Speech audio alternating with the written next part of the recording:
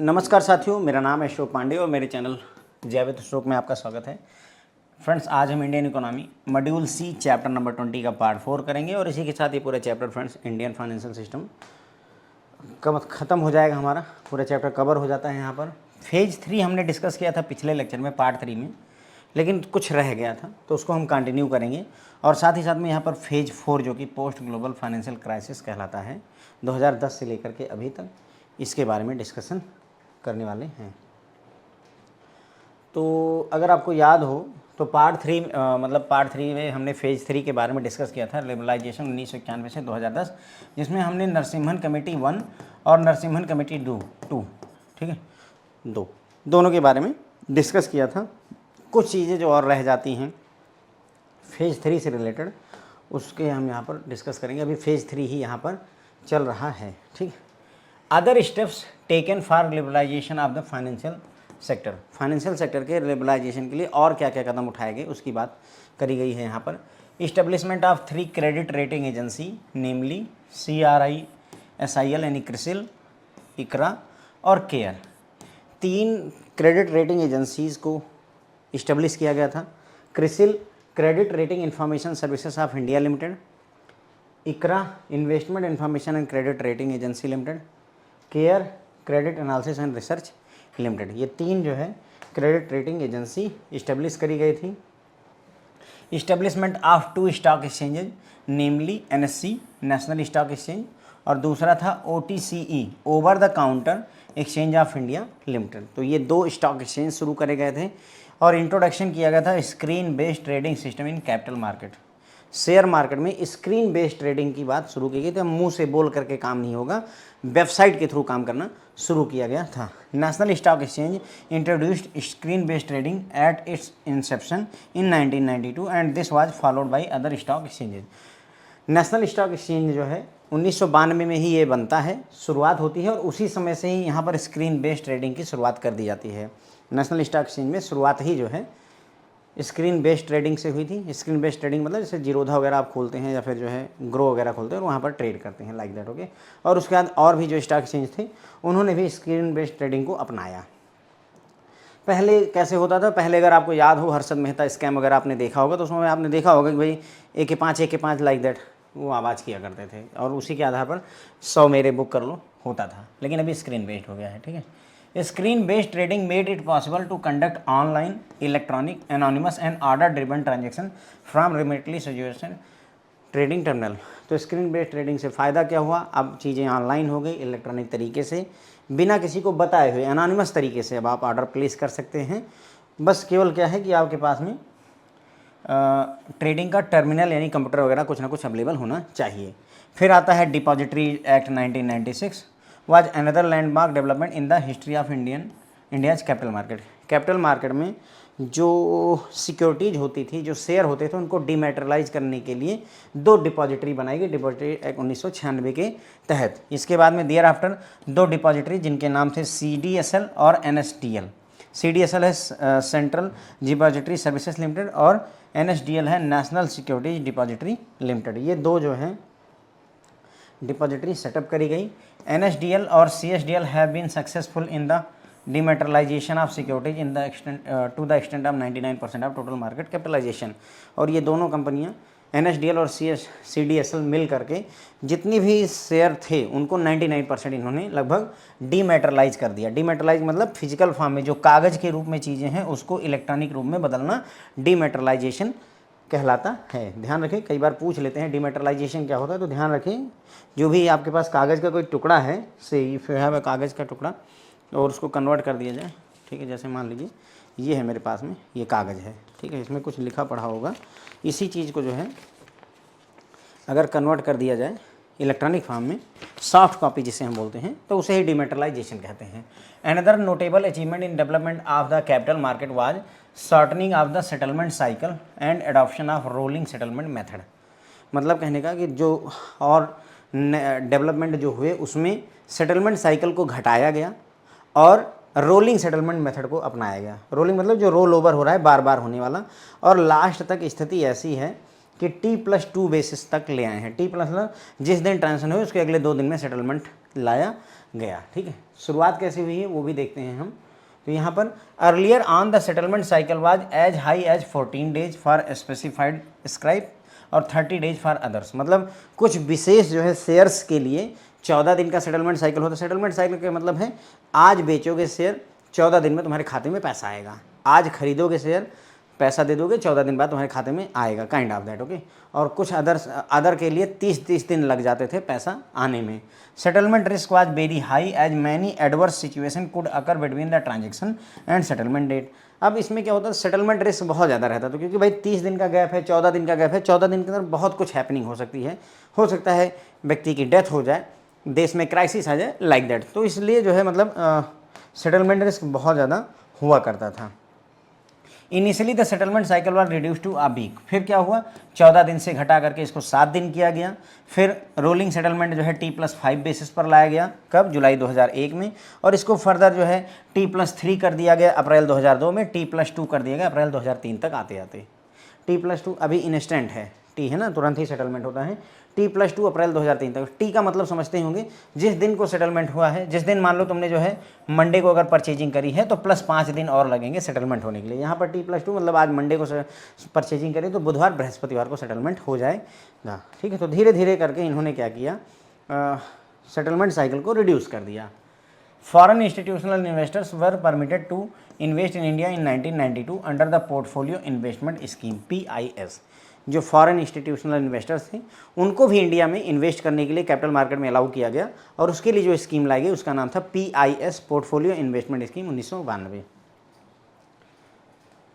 देवर यानी कि ये जो हमारे FIIs हैं, they were allowed to participate in the public issue of debt and equity within the sectoral limit set for equity and the overall limit fixed for the debt instrument by the government. मतलब ये debt market और equity market, debt और equity दोनों खरीद सकते थे, कोई मनाही नहीं थी, लेकिन जो सेक्टर की लिमिट है फिक्स की गई उस लिमिट को, और ओवरऑल जो लिमिट फिक्स की गई है इंस्ट्रूमेंट के लिए, उसको मतलब फॉलो करना पड़ता था। आप मनचाहे तरीके से नहीं इन्वेस्ट कर सकते थे, लिमिट सेट थी।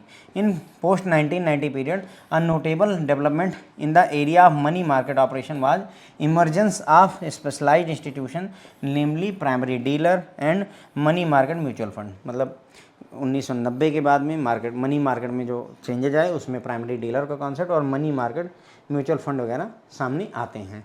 Steps towards liberalisation in other sectors. Other sectors में लिबरलाइजेशन कैसे कैसे हुआ है। अदर सेक्टर मतलब बैंकिंग को छोड़ करके, बैंकिंग नहीं, फाइनेंस को छोड़ करके। इंपोर्ट डी लाइसेंसिंग कर दी गई, यानी इंपोर्ट के लिए लाइसेंस की ज़रूरत नहीं है, इंपोर्ट ड्यूटी को घटा दिया गया।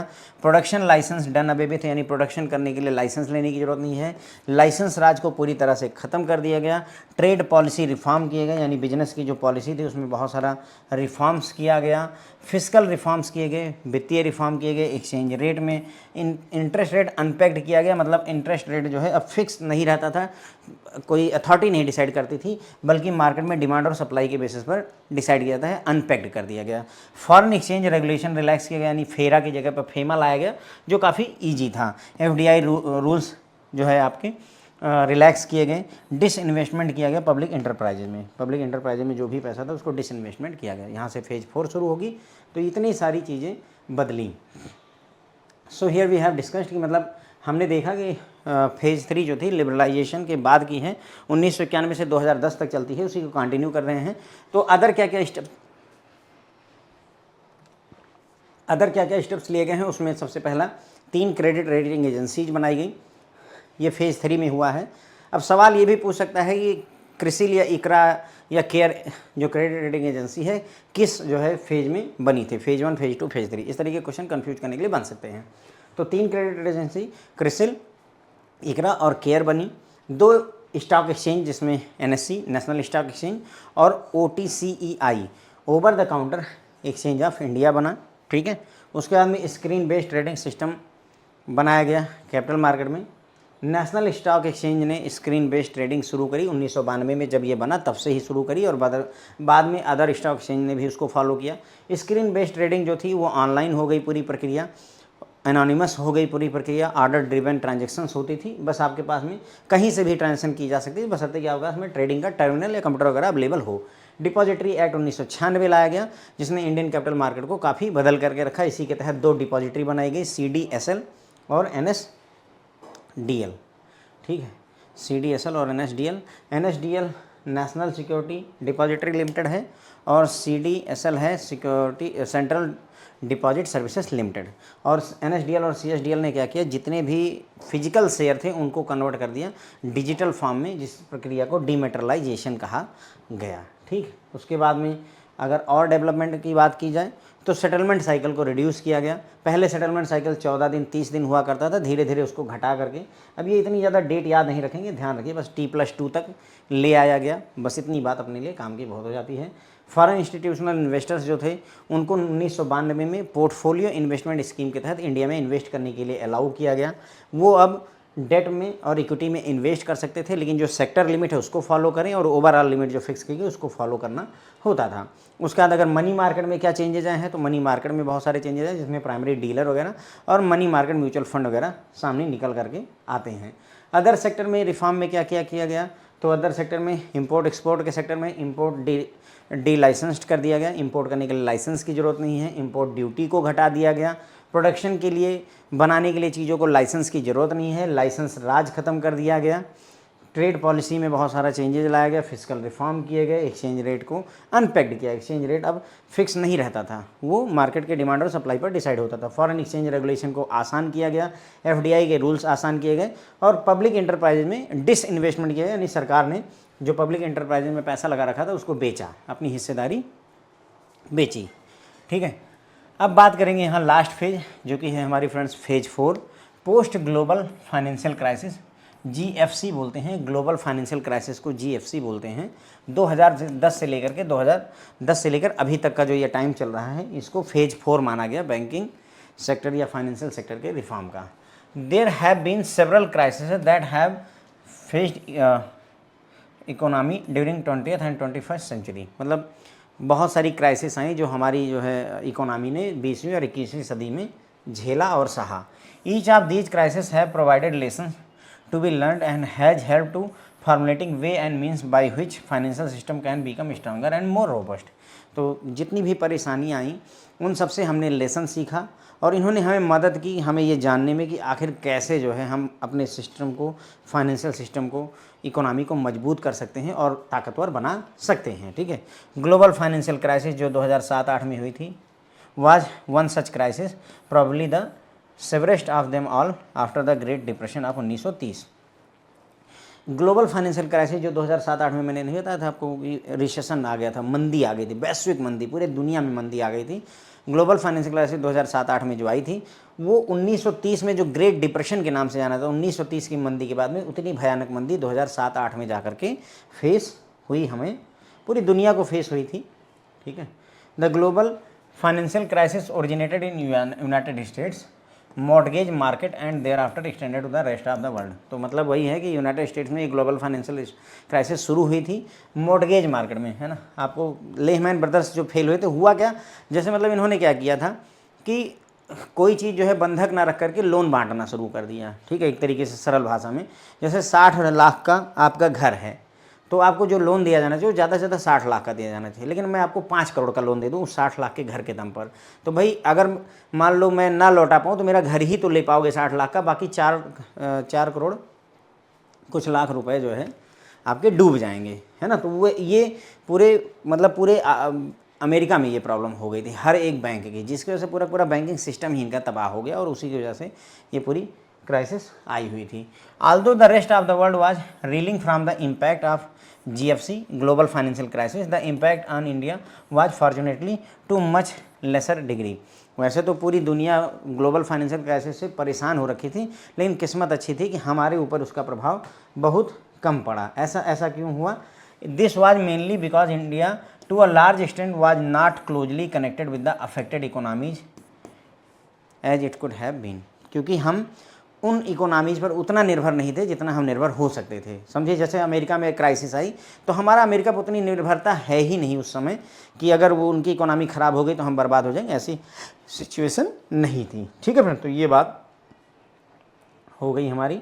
फिर RBI ने क्या क्या किया इस क्राइसिस के दौर में, RBI ने क्या क्या करा, तो the policy repo rate under the LAF liquidity adjustment facility were reduce from this to this. अब देखिए यहाँ पर दिस रेट से दिस रेट पर आना हमारे लिए काम की चीज़ नहीं है। इसको घटा करके 6% से 3.25 कर दिया, कंसर्न नहीं है। सवाल ये है कि रखा क्यों है सर? रखूँगा तभी आप समझ पाएंगे, थोड़ा सा रहेगा तो आसानी से आप समझ पाएंगे। नंबर्स मत रटिएगा, क्योंकि लिक्विडिटी एडजस्टमेंट फैसिलिटी के तहत रेपो रेट को घटा दिया गया। सिंपल इतना समझिए, रेपो रेट RBI ने घटा दिया। रिवर्स रेपो रेट ये भी घटा दिया, 6 से इतना कर दिया। CRR को रिड्यूस करके 5% पर ले आए, SLR को रिड्यूस करके 24% पर ले आए। ठीक है, बस इतना ध्यान रखिएगा, अपने को नंबर्स नहीं याद रखना, बस भावना समझिए कि हो क्या रहा है। रेपो रेट घटाया गया, रिवर्स रेपो रेट घटाया गया, CRR घटाया गया, SLR घटाया गया। ठीक है। Raising the interest rate ceiling on non interest repatriable deposit to attract the larger inflow. जो NRI वगैरह जो हमारे देश में पैसा जमा करते हैं, नॉन रेजिडेंट के जो पैसे होते हैं, उन पर इंटरेस्ट रेट की सीलिंग बढ़ा दी गई, यानी मैक्सिमम जो लिमिट थी RBI ने बढ़ा दी। जैसे अभी बैंकों को कहा जाता है कि तुम 4% दे सकते हो, तो RBI ने कहा चलो 8% तक दे सकते हो। क्यों ऐसा किया? क्योंकि हमें विदेशी पैसे की ज़्यादा ज़रूरत है, हमें डॉलर की ज़्यादा ज़रूरत थी, इसीलिए इसको किया गया, ताकि हम इनफ्लो, हमारे देश में डॉलर ज़्यादा है। अगर इंटरेस्ट रेट हम बढ़ाएंगे, अमेरिका में वही व्यक्ति FD करेगा 2% पाएगा, हमारे देश में 8% पाएगा, तो obviously they will come here. तो इसलिए 8% का मतलब इंटरेस्ट रेट किस में बढ़ाया गया? नॉन रेजिडेंट वाले जो डिपॉजिट्स थे। ठीक है। Ceiling rate on export credit in foreign currency was raised from by 200 basis point from to LIBOR 350 London interbank offer rate basis point in order to conserve foreign exchange. तो जो export credit पर, export credit यानी कि जो export करने के लिए जो लोन लिया जाता है, उस पर जो सीलिंग थी उसको जो है बढ़ा दिया गया था, लिबोर प्लस 350 कर दिया गया। ठीक है। पहले क्या था? लिबोर प्लस 100 बेसिस पॉइंट था, उसको 350 बेसिस पॉइंट कर दिया गया, ताकि जो फॉरेन एक्सचेंज है उसको कंजर्व किया जा सके। कैसे कंजर्व करेंगे? देखो, एक्सपोर्ट क्रेडिट यानी कोई चीज़ एक्सपोर्ट करना चाहते हो तो उसके लिए तुम्हें पैसों की ज़रूरत है। ठीक है। तो एक्सपोर्ट क्रेडिट के लिए अगर फॉरेन करेंसी में तुम लोन लोगे, एक्सपोर्ट करने के लिए फॉरेन करेंसी में अगर आप लोन लेंगे, तो उस पर इंटरेस्ट रेट बढ़ा दिया गया था, लिबोर प्लस 350 देना पड़ेगा। लिबोर का फुल फॉर्म है लंदन इंटरबैंक ऑफर रेट। काम की चीज़ यही इतनी है। तो हो गया कि अगर पहले लिबोर प्लस 100 देते थे, लिबोर से 1% ज़्यादा देते थे, अब लिबोर से 3.5% अगर ज़्यादा देते हो, तो लोग फॉरेन करेंसी में लोन लेना बंद कर देंगे, जिसकी वजह से फॉरेन एक्सचेंज हमारा कंजर्व रहेगा, बचा रहेगा। ये चीज़ है। ठीक है, ध्यान रखिएगा, ये सिर्फ फॉरेन करेंसी लोन के लिए ही कहा गया है। इसके अलावा increasing the ceiling rates for external commercial borrowing and foreign currency trade credit, यानी buyers credit again for the purpose of conserving foreign exchange. इसके अलावा जो एक्सटर्नल कमर्शियल बारोइंग थी उसमें इंटरेस्ट रेट बढ़ा दिया गया, बायर्स क्रेडिट में इंटरेस्ट रेट बढ़ा दिया गया फॉरेन करेंसी में, ताकि जो है फॉरेन एक्सचेंज को बचाया जा सके। Extending the time period for realisation of export proceed from 6 month to 12 month. जो भी सामान एक्सपोर्ट किया है विदेश में, उसका पैसा इंडिया में आने का समय जो पहले 6 महीने का था वो 12 महीने कर दिया गया, ताकि आप कोई एक्सपोर्ट भेज दीजिए, अगर मान लो वो पार्टी पैसे नहीं दे पा रही तो 12 महीने में भेज दे, कोई बात नहीं, क्योंकि इकोनॉमिक क्राइसिस चली हुई, पूरी दुनिया मंदी से जूझ रही, पैसे नहीं होंगे। Banks were permitted to restructure stress account as a one time measure without classifying the restructured account as NPA in all sector apart from exposure to capital market and commercial real estate. तो बैंकों को अधिकार दिया गया कि जितने भी loan account हैं तुम्हारे, उन सबको रीस्ट्रक्चर कर सकते हो। स्ट्रेस्ड अकाउंट को, जो भी NPA वगैरह हुए हैं, उनको रीस्ट्रक्चर कर दो, और रीस्ट्रक्चर करने के बाद में उनको NPA नहीं क्लासीफाई करना है, उनको नॉर्मल अकाउंट की तरह ही ट्रीट किया जाएगा। और ये सभी सेक्टर के लोन पर किया जाएगा, केवल कैपिटल मार्केट के लोन को और कमर्शियल रियल इस्टेट के लोन को छोड़ करके। बाकी सभी, मान लो 1 लाख लोन हैं, सारे के सारे लोन को रीस्ट्रक्चर कर दीजिए, वन टाइम, एक बार करने का मौका मिलेगा, और उन लोन को जो है NPA भी नहीं माना जाएगा। फिर है this phase development of financial sector has been marked by following, ये सब हम डिस्कस करेंगे। ठीक है। तो यहाँ पर हमने देखा कि जो हमारी फेज 4 थी वो post global financial crisis GFC 2010 से अभी तक के लिए मानी जाती है। बहुत सारी क्राइसिस हमने 20वीं और 21वीं शताब्दी में देखी। हर एक क्राइसिस में हमने, यानी कि जब भी ठोकर लगती है तो हम सीखते हैं। अगर आपने किसी को पैसे उधार दिए, वो नहीं लौटा रहा है, तो आप सीखते हैं कि मतलब हमें क्या नहीं करना है। तो हर बार जो हमें ठोकर लगी उसने हमें मदद की, हमें सीखने के लिए कि कैसे हम और मजबूत हो सकते हैं। ग्लोबल फाइनेंशियल क्राइसिस 2007-8 में आई और ये ग्रेट डिप्रेशन 1930 के बाद में उतनी भयंकर जो है क्राइसिस पहली बार हुई थी। या तो ग्रेट डिप्रेशन 1930 में होता तो ग्लोबल फाइनेंशियल क्राइसिस 2007-8 में फिर से हुआ है। ग्लोबल फाइनेंशियल क्राइसिस जो थी वो यूनाइटेड स्टेट्स की मॉर्गेज मार्केट से शुरू हुई तो धीरे धीरे पूरी दुनिया पर फैली। वैसे तो पूरी दुनिया इससे प्रभावित थी ग्लोबल फाइनेंशियल क्राइसिस से, लेकिन किस्मत से हमारे ऊपर उतना प्रभाव नहीं पड़ा। इसलिए नहीं पड़ा क्योंकि हम कहीं ना कहीं उन इकोनॉमीज पर उतने निर्भर नहीं थे जिसकी वजह से हम बच गए। यहाँ पर आरबीआई ने इकोनॉमी की स्थिति को सुधारने के लिए क्या क्या किया, तो यहाँ पर इकोनॉमी की स्थिति सुधारने के लिए आरबीआई ने किया, लिक्विडिटी एडजस्टमेंट फैसिलिटी LAF को रिड्यूस कर दिया, रेपो रेट को घटाया, रिवर्स रेपो रेट को घटाया, CRR को घटाया, SLR को घटाया। ये सारे काम आरबीआई ने किए। नॉन रेजिडेंट जो हमारे यहाँ FD वगैरह करवाते हैं उस पर इंटरेस्ट रेट को बढ़ा दिया गया। अगर फॉरेन करेंसी में कोई लोन लेना चाहता है एक्सपोर्ट के लिए तो उस पर इंटरेस्ट रेट बढ़ा दिया गया ताकि जो है फॉरेन एक्सचेंज कंजर्व हो सके। एक्सटर्नल कमर्शियल बारोइंग पर भी इंटरेस्ट रेट बढ़ाया गया, बायर्स क्रेडिट पर भी इंटरेस्ट रेट बढ़ा दिया गया ताकि लोग लोन ना लें फॉरेन करेंसी में। इंडियन करेंसी में ओके, रुपए में ले लो, फॉरेन में मत लो। जो भी सामान आप एक्सपोर्ट करते हैं उसके पैसा आने के लिए 6 महीने की अवधि होती थी, 12 महीने कर दी गई कि 12 महीने में पेमेंट कर दो, कोई दिक्कत नहीं है। बैंकों के जितने भी स्ट्रेस्ड लोन थे उन सबको कहा गया रीस्ट्रक्चर कर लो, एक बार रीस्ट्रक्चर कर लो और उनको NPA क्लासीफाई करने की ज़रूरत नहीं है। और ये काम सभी सेक्टर के लोन पर किया सकता है सिवाय कैपिटल मार्केट और कमर्शियल रियल एस्टेट के लोन को छोड़ करके। फिर बात करेंगे this phase of development of the financial sector has been marked by the following, मतलब फेज 4 में क्या क्या चीज़ें और हुई हैं। तो strengthening of the drive for financial inclusion, वित्तीय समावेशन को बढ़ावा मिला है PM जनधन योजना से, प्रधानमंत्री जनधन योजना की वजह से वित्तीय समावेशन को बढ़ावा मिला है। जैम ट्रिनिटी आई सामने, जन धन, आधार और मोबाइल। जनधन वही प्रधानमंत्री जनधन योजना, आधार कार्ड और मोबाइल, इतनी चीज़ों को इम्प्रूव करने की कोशिश की गई।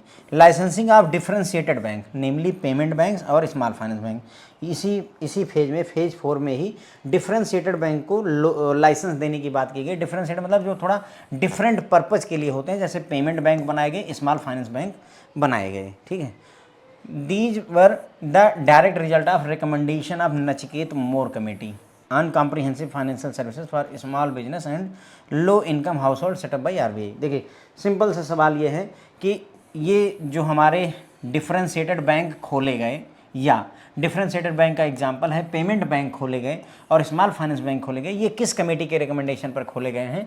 तो सर ये नचिकेत मोर कमेटी की रिकमेंडेशन पर खोले गए, बस इतना ही याद रखिए। ठीक है, नचिकेत मोर की कमेटी ही थी जिसने डिफरेंशिएटेड बैंकों के कॉन्सेप्ट को दिया।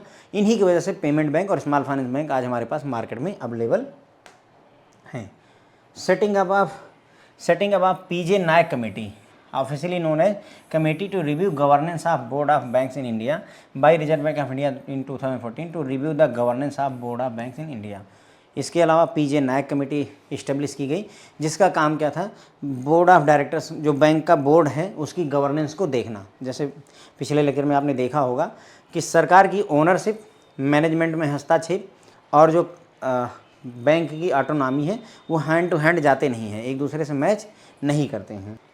तो हैंड टू हैंड नहीं जाते, तो उसी के लिए PJ नायक कमेटी बनाई गई कि भाई तुम रिव्यू करो governance of board of banks in India. ठीक है, तो ध्यान रखें PJ नायक कमेटी किससे रिलेटेड है?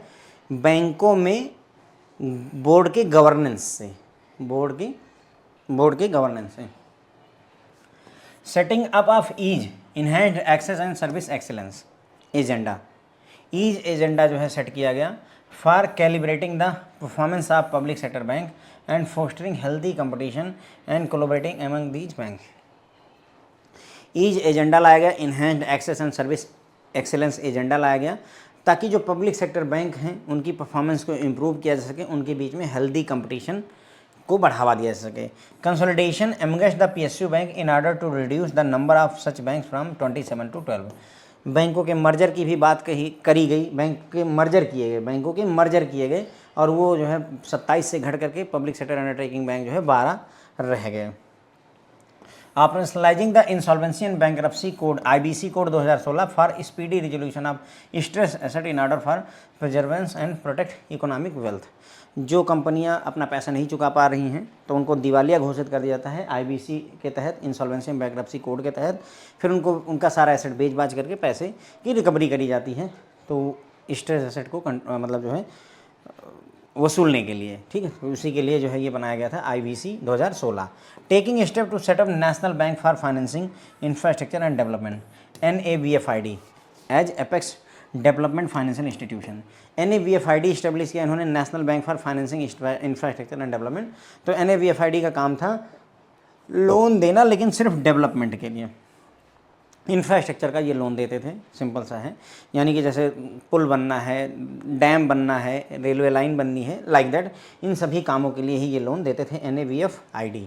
इसके अलावा बैड बैंक इस्टेब्लिश किया गया। बैड बैंक बोलते हैं taking step to set up national asset reconstruction company limited NARCL बनाई गई, जिसे बैड बैंक कहा गया। इसका काम ही था कि जो बैंकों के NPA हैं उनको अपने पास ले आओ और फिर रिकवरी करो, ठीक है। To take over initially impaired asset to the extent of about 2 lakh crore from commercial bank for recovery of the same. तो 2 लाख करोड़ रुपए का लगभग ये लोन जो NPA हो चुका उसको अपने पास लाते। बैड बैंक कहा गया क्योंकि बैड लोन अपने पास रखते हैं और फिर उसकी रिकवरी करते हैं।